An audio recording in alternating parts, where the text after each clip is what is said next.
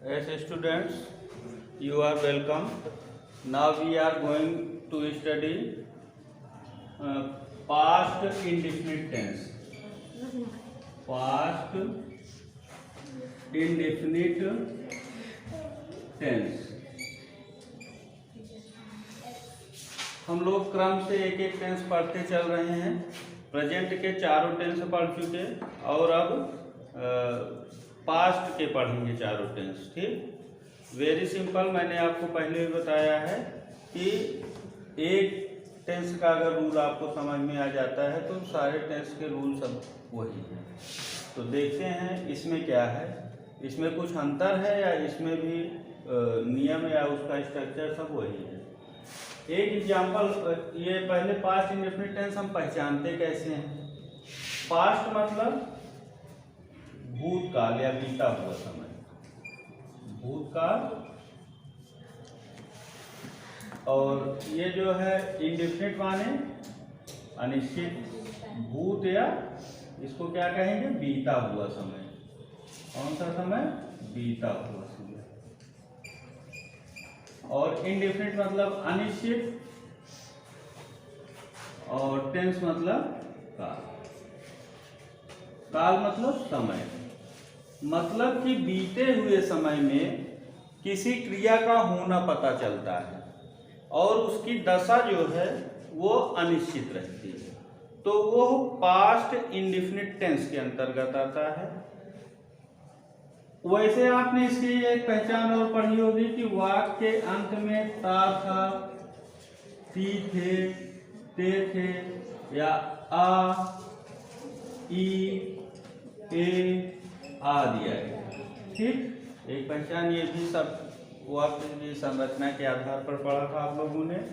और दूसरा, अगर क्रिया की दशा बीते हुए समय में कैसी हो, अनिश्चित हो, उसका होना पता चले, बाकी वो जारी है या पूरी हो गई आदि दशाएं न पता चले, तो वो अनिश्चित काल हुआ। जैसे राम स्कूल जाता था, या इसको कह सकते हैं गया। राम स्कूल गया या राम स्कूल जाता था। इसमें राम के स्कूल जाने की क्रिया पता चल रही है, दशा इसकी अनिश्चित है। तो ये है पास्ट इंडेफिनिट टेंस। अब पास्ट इंडेफिनिट टेंस को हम ट्रांसलेट कैसे करेंगे। राम जाना की अंग्रेजी आप हमेशा पढ़े हैं कि सब्जेक्ट और वर्ब फिर ऑब्जेक्ट होता है अंग्रेजी में स्ट्रक्चर में, तो इसलिए राम की अंग्रेजी लिखी गई, उसके बाद स्कूल की अंग्रेजी ना लिखकर जाना की अंग्रेजी लिखी जाएगी। जाना की अंग्रेजी गो होती है और पास्ट इंडेफिनिट में क्रिया का सेकंड फॉर्म प्रयोग होता है। तो गो का सेकंड फॉर्म क्या हो जाएगा, वेंट। गो, वेंट, गॉन। तो राम वेंट टू स्कूल, ये हो गया इसका अनुवाद। मतलब बिल्कुल सरल है, सब्जेक्ट प्लस वर्ब का सेकंड फॉर्म। ये वर्ब का सेकंड फॉर्म सिर्फ पूरे टेंस में एक ही जगह प्रयोग ही होता है और वो है पास्ट इंडेफिनिट। इसके अलावा वर्ब का सेकंड फॉर्म कहीं प्रयोग नहीं होता पूरी अंग्रेजी में।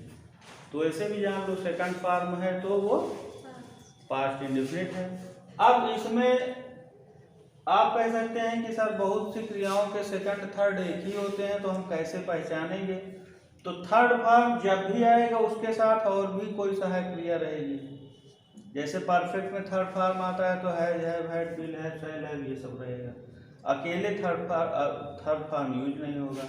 अकेले जो है सेकंड फॉर्म यूज होता है। तो जाहिर सी बात है कि अकेले यूज हुआ है तो सेकंड फॉर्म है, मतलब पास्ट इंडेफिनिट।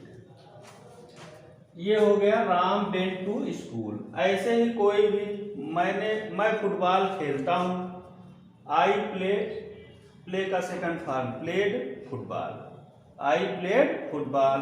वह गीत गाती थी, सी सैंग सॉन्ग। वह घर जाते थे, दे वेंट होम। देखिए इस टेंस में एक और बातें आती हैं, जैसे कोई पुरानी आदत हो और कोई बता रहा हो। जैसे मैं बचपन में फुटबॉल खेलता था, तो ये बचपन की आदत बता रहा है ना, तो ये भी जो है पास्ट इंडेफिनिट के अंतर्गत आएगा। I played football in my childhood. वैसे इसमें एक यूज्ड टू का भी प्रयोग होता है, I use to play football in my childhood, उसको हम बताएंगे, अभी फिलहाल इसको समझ लेते हैं। ठीक, तो हम क्रिया का सेकंड फॉर्म लगा देंगे। अब देखिए सब्जेक्ट और वर्ब का सेकंड फॉर्म, अगर ये निगेटिव हो जाए, राम स्कूल नहीं गया या नहीं जाता था, कुछ भी, तो राम, देखिए आप प्रेजेंट इंडेफिनिट में डू नॉट डज नॉट लगाते थे किसी काम को ना करने के लिए। हमने बताया कि कोई क्रिया नहीं करना हो तो आप हमेशा डोंट का प्रयोग करते हैं। Don't play, don't sing, don't का पूरा फॉर्म मतलब do not play, do not sing. तो ना करना की अंग्रेजी डू नॉट। ठीक, और उसके बाद जो वर्ब है उसको लगा देते हैं। तो अब इसमें भी जैसे राम स्कूल नहीं जाता है तो Ram do not does not go to school आप बोलते थे। अब इसमें देखिए वही डू नॉट डज नॉट ही लगेगा यहाँ पर भी, बट हमने आपको बताया अभी कि वर्ब का सेकंड फॉर्म लगता है, तो डू का सेकंड फॉर्म डिड होता है, डू डिड डन, तो हम सेकंड फॉर्म लगा देते हैं did not, second form did not. Ram did not, अब देखिए एक बार हमने ये जो हेल्पिंग वर्ब था डू नॉट उसको डिड नॉट कर दिया, तो अब मेन वर्ब जो गो है इसको अब हम गो रहने देंगे, इसको हम सेकंड फॉर्म नहीं करेंगे, इसकी अब सेकंड फॉर्म करने की आवश्यकता नहीं है, क्योंकि डिड नॉट जो आ गया ये पास्ट टेंस शो कर रहा है, सेकंड फॉर्म आ गया ना, तो ये पास्ट टेंस शो कर रहा है, इसलिए ध्यान रहे डिड नॉट के साथ वर्ब का फर्स्ट फॉर्म ही रहेगा। तो did not go to school, Ram did not go to school, very simple. Did not रहे तो फर्स्ट फॉर्म लगाएंगे, हमने बताया क्यों लगाएंगे, क्योंकि डिड स्वयं ही सेकंड फॉर्म में है। जब एक बार ये सेकंड फॉर्म में हो गया तो ये पास्ट इंडेफिनिट शो कर रहा है, इसलिए अब वो को हम बेंड नहीं करेंगे। तो ध्यान रहे डिड के साथ में फर्स्ट फॉर्म, जब डिड नहीं है तो सेकंड फॉर्म। अब फर्स्ट फॉर्म क्यों किया, क्योंकि डिड स्वयं सेकंड फॉर्म। अब आ जाते हैं तीसरा एग्जाम्पल, राम स्कूल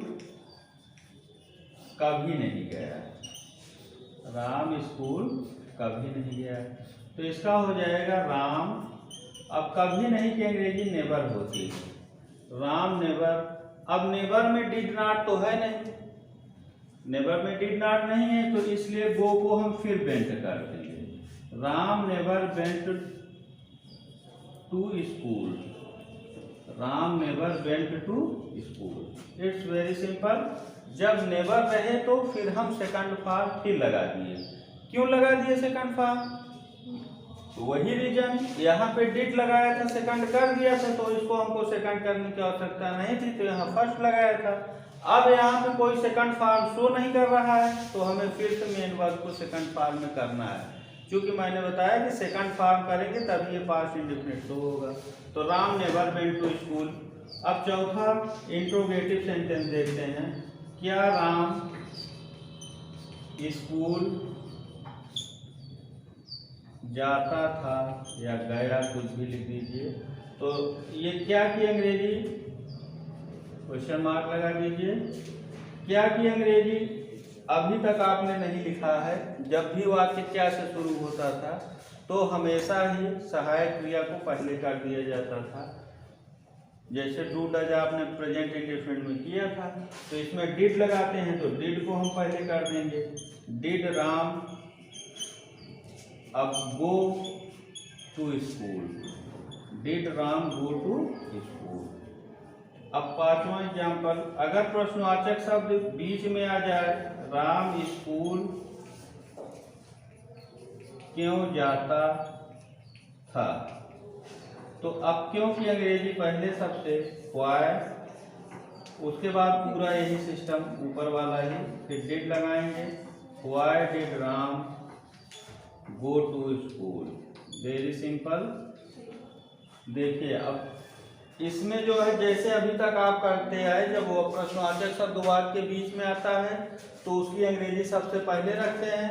तो क्या, क्यों, कहाँ, कब, कैसे, ये हिंदी में अगर बीच में आ रहे हैं तो इसकी अंग्रेजी हम व्हाट, व्हाई, व्हेन, वेयर ये सब पहले रखते हैं। तो इसमें क्यों आया है तो व्हाई पहले रख दिया, बाकी वही system did Ram go to school हमने रख दिया। अब एकदम सरल 5 तरह के वाक्य होते हैं, पांचों के हमने एग्जाम्पल बता दिए। इसमें हो गया सब्जेक्ट प्लस वर्ब का सेकंड फॉर्म, इसमें हो गया subject plus did not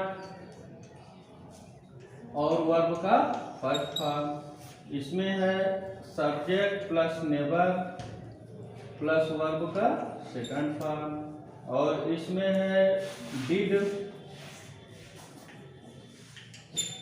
plus subject plus verb का फर्स्ट फॉर्म, और इसमें WH वाला क्वेश्चनिंग वर्ड रहेगा, उसके बाद डिड और उसके बाद सब्जेक्ट और उसके बाद वर्ब का फर्स्ट फॉर्म। वेरी सिंपल, पांचों प्रकार के वाक्य हमने लिख दिए। अब कोई भी आपको वाक्य मिलता है तो इसी पैटर्न पर हल करेंगे। जैसे राम स्कूल जाता है, यहाँ हो जाता लड़के फुटबॉल खेलते थे या खेले, तो boys played football, boys did not play football, boys never played football, did boys play football, why did boys play football. इस तरह से आपको कोई भी वाक्य मिलता है तो वो इसी पैटर्न पर ही रहेगा और ऐसे ही अनुवाद करना है। अब आप लोग कोई भी ग्रामर की बुक लीजिए और उसको हल करिए, ना आए तो मुझसे पूछिए।